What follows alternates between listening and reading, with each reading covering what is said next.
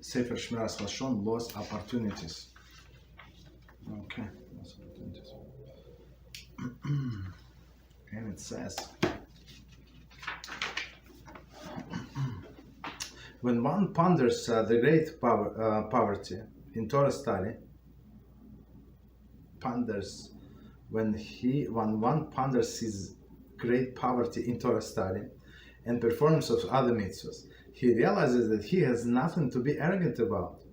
And as the sages put it, if you lack knowledge, then what you have acquired, right? Bereshit Rabbi 1:6. And if one does not have a bit of Torah and mitzvahs to his credit, nevertheless, honest reflection will result in realization that he has utilized only a fraction of the potential with which he has been divinely endowed.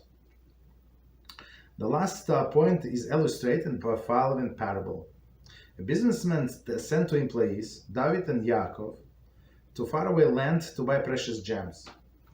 To David, his businessman gave 1,000 gold coins. To Yaakov, he gave 100. On the way, the two squandered much of their money on worthless merchandise. By the time they arrived to their destination, David had 200 coins remaining, while Yaakov had only 40. Left with 40. One day the two became embroiled in a dispute, and in his rage David shouted, "You're but a pauper compared to me, for I possess 5 times more the amount of your money that you have." The outsider who has been listening to the argument spoke up. "But what are you boasting about, fool? Everybody knows that the money which you have with you is not your own. In fact, you are far poorer than Yaakov. Both of you have squandered away the employer's money. However, you wasted 800 coins, while Yaakov wasted only 60. What will you do when your employer will demand an accounting for all of the money he gave you? You will find yourself burdened with enormous debt and will be filled with shame, far more shame than the man whom you are boasting." Okay, to whom you are boasting. So let's try to understand. So let's do from the beginning, and then we say the parable over again. So when one ponders his great poverty in Torah study, so meaning Hashem gave us time, He gave us resources, gave us everything, and people watch, I don't know, some garbage on the internet, like on the internet, right? And they do not study Torah as much as they are able to, as much as they can, because they don't have many responsibilities, for example, right? And they don't do mitzvahs,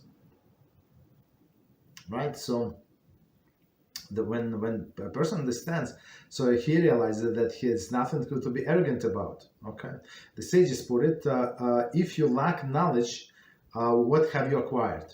Right. So I mean, that's the only merchandise that you can take with you in the Olam Haba is the Torah study and mitzvahs. That's it. So that's the only currency. And if you have a bit of Torah and mitzvahs to his credit, nevertheless, honest reflection will result in realization that he has utilized only a fraction of the potential in which he has divinely endowed. So meaning that Hashem gave all of this potential, all of the talents to people, and they spent on nonsenses, right? And instead of spending to acquiring what is needed, what is worthy, right? So this parable, so right, again, just quickly say over to a person employed 2 people. He gave 1,000 coins, to 100, and they squandered the money, and they he gave him to buy precious stones, and then what? One said, "Look, I have 200 left. You have only 60, right? Only 40, but you 60 doesn't matter. Like if you think yes, he has more money, but it's not his money. all of the talent is not your talent. So you're much talented. So you're making fun of the person who can hardly read. I don't know, 2 sentences like in 1 hour, and you can read 70 pages in 1 hour. So and you laughing him when he did not read two lines in 1 hour, you 70 pages. So who is more wicked? You understand? So that's the thing. And as I don't remember what was the question, but I think this week, and that's we're answering along the same line. So a person has to work, and he's going to be asked according to his potentials. Okay, so all of us, and since we don't know our potentials, so we have to push more. Always we push more, and Hashem says, "Oh, you push more. I'm going to give you help."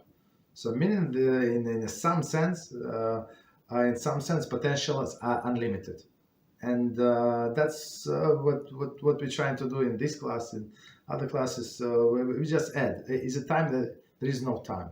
There is no time. Tired, everybody's tired. But if you squeeze a little more, lots of yichud, so we squeeze a little more. And now it's part of normal daily learning. Even 15 minutes, 20 minutes, doesn't matter. But that's how you accomplish accomplish things. That's how you complete books. And many other things. Do you have time? Absolutely not. Are you busy? Absolutely busy. But you start working on it, and Hashem is going to bless it. And continuation 412. Okay, 1 second. Let's see. 321. Okay, so here's continuation of the story. Every soul that descends to this world is an emissary of Hashem. Endowed with a mission to perfect his soul in accordance with divinely endowed abilities. It is foolish for a person to feel proud that he has been blessed with a superior intellect, for his intellect is not his own acquisition. Rather, it has been granted him by Hashem, so that he can accomplish the unique purposes in the world. Therefore, one should ponder how he has used his inborn gift, how he has spent each of his days, and how much valuable time he has squandered. It may well be that the man of superior intellect and talent has used but a smaller fraction of his inborn intellect. As such, he certainly has nothing nothing in which to be proud of. Right? I mean, we said something in the same line, like a person who was expected, so from whom Hashem expected more, and how know that he expected from him or her more. It's simple. He gave him inborn talents. So meaning you have something that other people don't have. You have ability to write really nicely. You can ability to summarize things. You have ability to create like videos, like audios, like I don't know, many things, like posters. Right? You have this special talents. So Hashem is going to ask. Right? So he's not going to ask from people who have no talents, but you have to develop and use it for right things. Okay.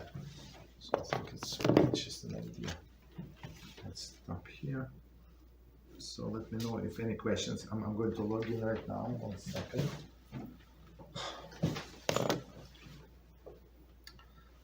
Sorry.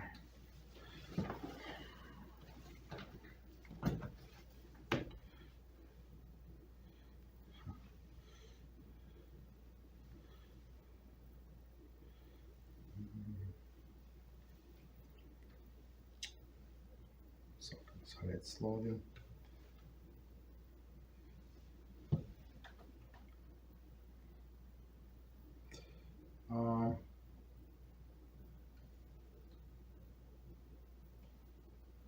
Okay, I think it's those. Okay, here we go. From today, is it okay if a person uses his intellectual gift to work more instead of learning more Torah in order to give more tzedakah and larger masa? That's a good question. So if a person cannot learn, so some people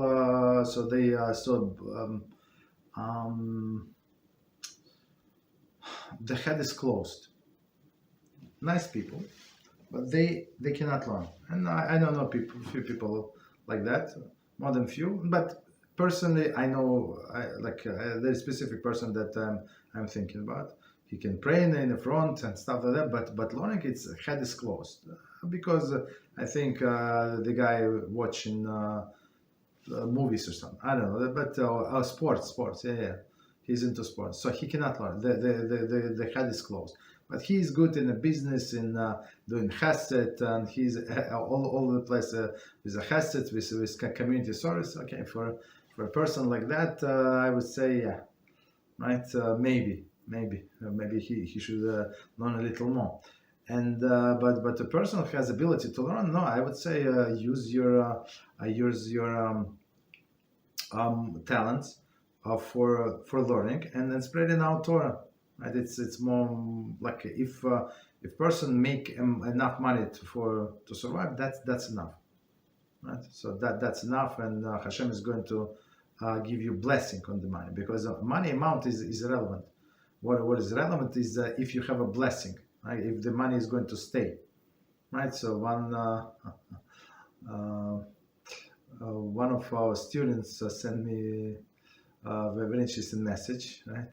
So they had like unusual expense. So they were debating whether or not, I don't want to give too much details, like one person who is far from being tzaddik. Let's put it this way. It's opposite, but they feel bad about him. He's in such a terrible situation. And Hashem sent these people a clear message what to do or what not to do. So he created the situation when drain these people completely from their savings. So and they're going to pay off for whatever happened after whatever happened for the next 2 years. You understand? So so if you don't have a blessing on the money, like that's the Hashem is going to drain it to nonsense. And it's not nonsense like they had to pay for it, but as you see, there is no blessing on the money. You understand? And some people work as school teacher or kindergarten teacher, hardly making the bare minimum of the minimum according to the local government, and he or she, like the whole family is live normal life. Okay, they don't have their own apartment, but no, not their house, but they survive and everybody's happy. Guess what? And perfect shalom bayis, right? So we're not after amount, but we're after the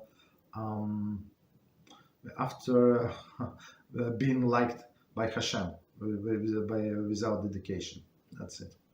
That's the only one that we're trying to impress. All others, okay. So I think that there is a continuation. So there is a second question, but let me see. Because I learned today in Pirkei Avos that sometimes Hashem wants that person would rather to learn and still acquire wisdom under the pressure and stress, instead of dedicating himself all the day to Torah study. This person learn in Pirkei Avos, and sometimes Hashem wants person to learn and still acquire wisdom.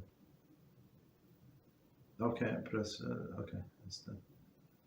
Oh, work. Okay, so work. Work. I mean, there are some people they're very talented in business. So let them stay in business, right? There's a famous story about one businessman came to Chofetz Chaim, that's all, and said, Rabbi, I've been supporting your yeshiva and 15 other yeshivas, but now I'm ready to retire, go to one of them, sit from the morning to 9 and learn.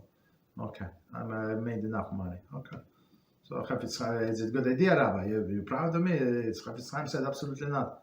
You should not quit your business and continue, right, and support yeshivas, right? So that person, he's already established and supporting, plus he has a business. So we're talking about tens of thousands, not little change the we simple people make. So that's maybe significant. You understand? So, but Hashem needs our heart, meaning that if you make maybe a few hundred and you give 15%, it's much more than this rich guy making millions and gave 10,000, 20,000. It's nothing. He does not even give a half of percent. You understand? So that's the thing. Okay, so next one.